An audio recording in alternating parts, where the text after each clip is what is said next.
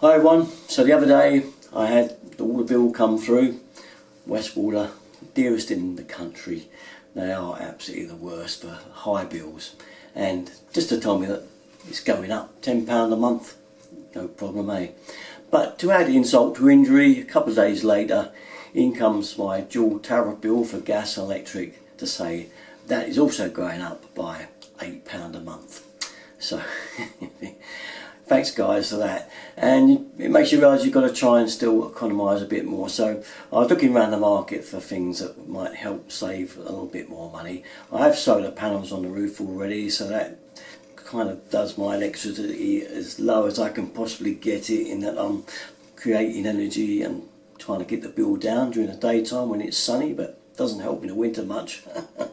So I decided to look at a few things that are around. I've decided I would try one of these CombiSaves because I have a combi boiler and I think it might be worth a go. Anything to save some money. So I'm going to show you today one of these CombiSaves and how much you actually save by giving a demonstration of it, and actually how to fit the thing if you have a combi boiler. So if you haven't got a combi boiler, you don't have to watch this video, but if you just want to watch it just out of what actually happens, that's up to you. But if you've got the F&E system, this is not for you. Okay, so we'll start by looking at it, shall we? It's put it on the table here, so let's have a little peep at our CombiSave. Here then are all the parts in the box. And as you can see, this is the main valve, our instruction leaflet there, labelling all the parts, and nicely the distance to cut the pipe to fit the thing. We have a little adjustment screwdriver here for the bypass valve, and a couple of fibre washers, and obviously here is our valve. I've kind of lined it up, but I took it away to show you this. The inlet valve has a filter, you can see it in there. That's the thing to go onto the inlet.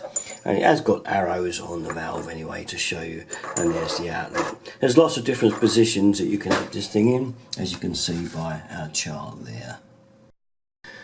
Here then are the quoted savings from the company that sell this device, quoting what the actual savings are. Now, as you probably know, I've got videos on combi boilers and trying to save water with them by running them slow at the beginning, or turning the temperature down and adjusting the flow rate, things like this, to try and get that water hotter into the tap. Now obviously some of you may say, well, why not just open the tap very slowly, wait for the boiler to fire, and when it reaches the tap at the right temperature you want it, you just open it fully and away you go, and it's doing the same thing as a CombiSave. And yes, in theory that does work, but if I could get my wife to do that, it would be a miracle. And when the grandchildren come over, they certainly are not going to do that. So this kind of device for me is going to do the work for me. The device is going to make sure that this happens whether they like it or not. I'm now going to run this hot tap into this bowl, and when it gets to the temperature where my finger can't take it, because I haven't got a thermometer to accurately do it, we'll see how much water is in the bowl. And then when we've fitted the device, we will do it again and see what the saving is when it reaches the same temperature again. It's not very scientific, I know, but I know how much my finger can take. Now my combi boiler is only there in the kitchen, and so my sink is just here, so this is an extremely short run. You should find this gets hot fairly quick, but it still does take a little while. So I'll do that now. I've had this combi, the heating and the combi, off for the last 4 hours, so it's well cold. So we'll run it now and see how long it takes to get this water hot, and how much goes into this bowl before it's usable. It's just starting to warm now. Considering this is virtually as close as you're going to get to most combis to an appliance. Now my bathroom's up in the other room, and I can tell you that the shower especially takes a long time before that hot water gets there. Just starting to go through now, to feel it start to heat now. I always run my hot water flat out. I know people say you shouldn't do it, but I like it like that. We're old people like to do washing up in the sink. I know we don't have a dishwasher. We're getting there now, and now that's it, that's the temperature. So I'll put a little mark in the bowl. You can see how much water there is in there, gives you a good idea how much is there, but I will put a little mark there so we know when the CombiSave is fitted, how much less water we've got in there. So there we are, there's a little mark for you. Yeah, as I was saying about the dishwashing water, we get therapeutic by washing our dishes in a bowl with washing up liquid. Oh yeah. So we like our water really hot for that. Okay, let's start on the fitting of the CombiSave. So first thing is decide exactly where you're going to put your CombiSave, and this is the hot outlet pipe. Okay, it's next to my condensate pipe for me. Decide where it's going to go. I'm going to squeeze it in here. It's a little bit tight, but I can always take this pipe out of the way, and I'll probably disconnect it from the top here so it's got a bit more room to flex around to fit it in. Alright, and you've got to get this thing about right, because you need to get to the bypass valve. I'll show you as we go along and you'll understand what I mean, and it's going to go in there anyway. That's my position. So first of all, we turn the power off to the boiler, and then we turn the water off. Now there'll be a valve up here, okay, and it is on the main there, this little blue tap. Just turn that off, and then we'll open the hot tap until it finishes. So first of all, we'll shut that off. Just turn it like that. Okay, that's now off. Open your tap and just let it run. Tap at the lowest point in the house is best, usually the kitchen sink. Just let it run until it comes to a stop.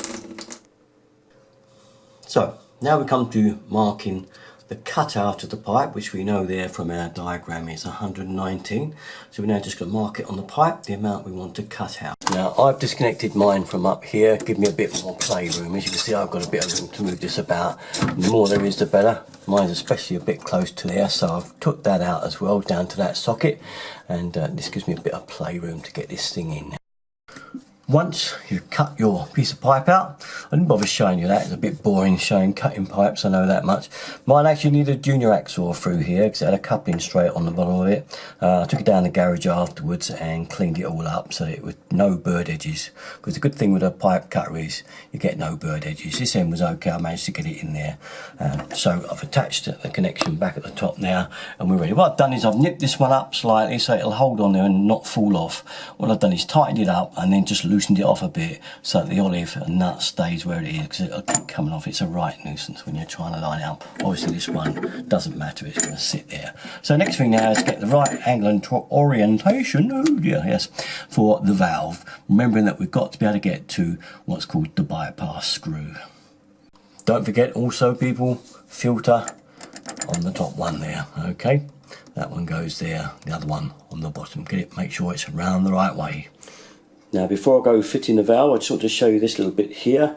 Under this sticker is the heat adjustment valve on the output to enable you to raise or lower the temperature. Okay, this is dependent whether you have your boiler set at whatever temperature it is. You may want it hotter or you may want it cooler. Like if you've got a combi on a roof spacer, for instance, it would be a long leg getting down. You may want this a bit hotter to work sooner because of the long dead leg, for instance, that is coming down, cooling the water off. So this bit here is our fine tuning, if you like. It's set already, preset for 45, which is about right. So I'm going to leave it, see how we get on. But the good thing is you can always adjust this afterwards. There now is the valve fitted, and the little key in there to open up and bleed the valve. Now we're going to bleed the system, give it a good commissioning up and check all the joints thoroughly, make sure there's no leaks there.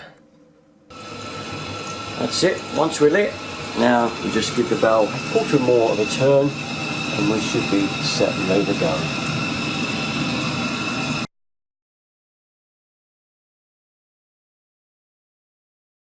One last thing as well, it does say in the manual that if you do get a squeaking noise from this valve, it's because the pressure can be very high in your house, and if that's the case it does say to turn the valve around the other way, which is very interesting. So now we need to just wait now, let everything cool down again, and we'll give it the test and see whether we're saving water via the old water bowl there and my finger. Here we go. Oh, and one other last thing guys, make sure your preheat is off. Okay, it's very important. Make sure that it's all switched off. So it's now time for the test. Put a bit of tape on the bowl. That was where the watermark came up to before it was unbearably finger hot, which is how I like it, and it also took around about 40 odd seconds. So we're going to give it a test now. Let's try out. Here we go. Turn the tap on. It's going to be a slow run to begin with until it builds up. You should hear the boiler ignite. Yep, it's alight now. See how much quicker this is now.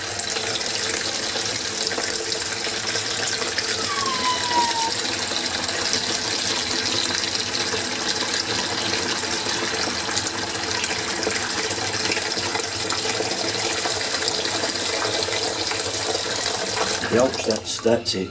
Woo, that be it.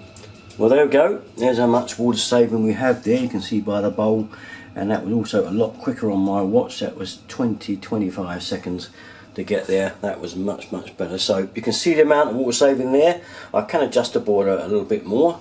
I'm sure we can get that saving more than that if I adjust the valve as well, and make a few more amendments as we go along. So for now, we're going to say all tickety boo. Okay, that's it then. Now if you'd like one of these, I'll give the link for it. It should be appearing above the video now. If not, I'll put it on the wording in the description. It goes through my website simply because I get a 5% commission if you buy it that way. In fact, if you put anything else on your order, I still get 5%, which is very good. Helps me along with making these videos, and it doesn't cost you anything.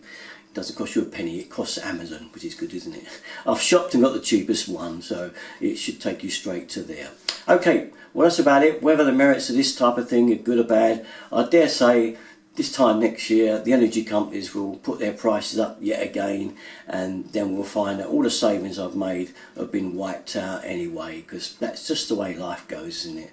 But at least I feel I'm trying to get my consumption down, and that's all we can do, isn't it? So that's it. That's about a lot from me again for a little while. I'll see you again next time. Thanks for watching. Bye bye.